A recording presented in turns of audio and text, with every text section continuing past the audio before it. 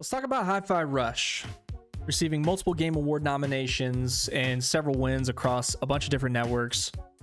3 million some odd players dip their toe into this title. So the question is, should you? Hi-Fi Rush is a rhythm-based fighting, platforming adventure title. So if any of those tickle your fancy, the short answer is without a doubt, try it out.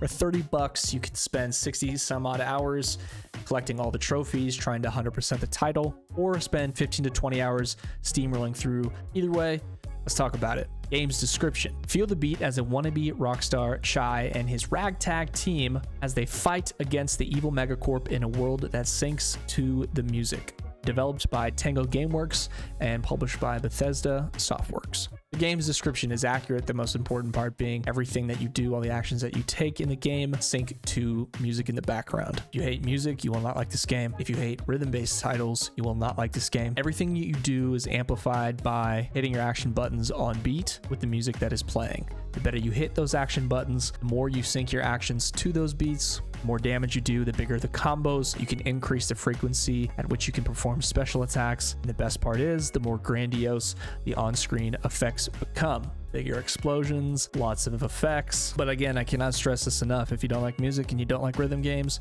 don't buy this game. Let's talk about the art style. Now, for Hi-Fi Rush, think cartoony comic books.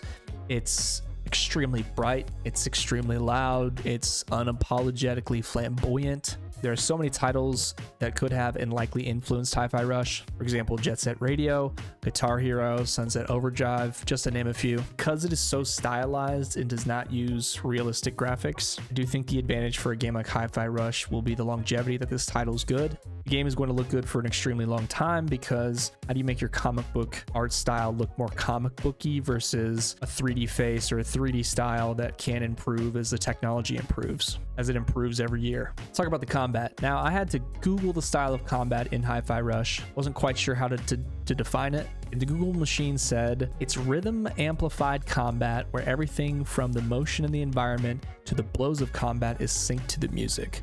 Now in this game, the environment is literally breathing. Stuff around the environment looks like it has those audio lines that are rising and falling. Your character, if you're not moving, will just sit there and snap his fingers. As far as the combat style itself, it's a hack and slash, so think Devil May Cry, but with a metal guitar playing in the background. As you fight though, it's not just about hitting the right sequence of buttons, but also doing it on beat, which adds an extra layer of difficulty. Miss a beat, combo fails, nail the beat, cool stuff happens. You fight with the guitar acting as an axe or a sword, and you have allies that you can call in to complete combos or stun or help with platforming puzzles. Each combat encounter that you run into, it's going to give you a grade in real time. So if you're addicted to those games where as you're completing combos and not getting hit and nailing your parries, your grade will adjust in real time up to that S tier rating. So that's going to align with a lot of those hack and slash fighting games with combos. If you're someone who likes to go back on harder difficulties to play the game,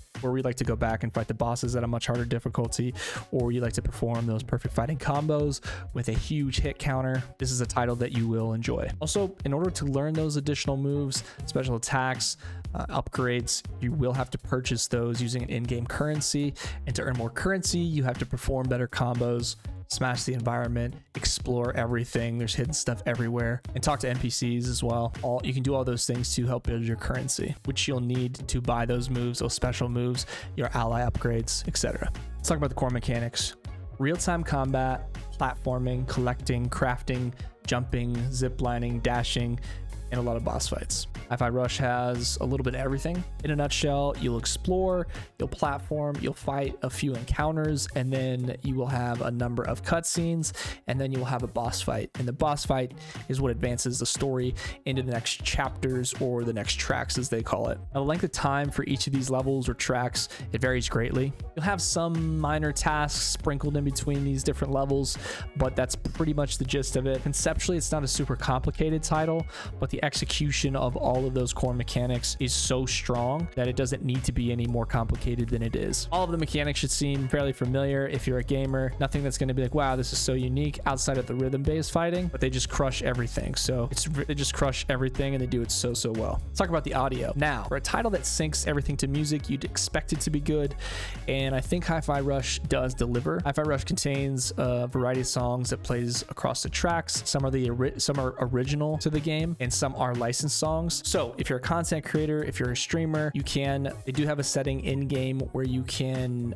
turn off those licensed songs that are not for fair use. So you won't get in trouble theoretically, or you won't get strikes in your account, again theoretically, so they say. So my track list while playing the game was much shorter than if someone didn't have that setting turned on, because they have actual licensed music from artists. But as far as the audio goes, it's fantastic. The original songs are great. It's a mix of rock, there's some metal, there's some kind of like synthwavy alternative stuff that's mixed in there as well. They do a really nice job of setting the mood with the type of music that's playing. Because this game is so heavily weighted for its art style and its music, they do these things extremely well. It does not disappoint. Let's talk about the story. Labeled defective after an experiment accidentally fuses a music player into his heart, wannabe rockstar Chai must break free from a sinister corporation with raucous rhythm-enhanced combat. So Hi-Fi Rush is surprisingly well written. Again, not a super complicated story. You and your friends take down the big bad. It's pretty kid-friendly. It's a little corny. It can be corny at times, but not in a way that makes you want to turn it off or roll your eyes or anything like that. It's supposed to be a little silly, so it's taking a fairly simple premise. It's putting a very cool mask over it and just delivering on the entire experience. In short, you're the hero and the mission is to take down the big bad with your friends. Let's talk about content. Concerning content, you've got story, you've got collecting, you've got in-game rewards and achievements, you got challenge modes, you got a ton of cutscenes, you've got a home base, a little hideout that serves as a pre-level hangout where after you complete a level, you can go there, talk to your NPCs to further the story. You can buy upgrades for your team. You can explore and customize and check out all the collectibles that you have found playing inside the levels, and it decorates the hideout for you. You can play with your little cat companion that comes with you on these levels. You have character customization, but it's not until you've completed the game the first time. So they actually lock a ton of extras until you've completed the game one time through. So you can play on harder difficulties. You can customize all your characters, all your allies, the cat, and they do keep a lot of that behind that first playthrough wall. I guess is to just try to keep the replay value as relevant as possible and that replay value as high as possible. Though for me right now in life, I play through it once and move on to the next title, just the nature of being a creator as well. But there are a ton of extras. Like I said at the top of the video, to get all the extras and trophies, it could be 60+ hours to do all that.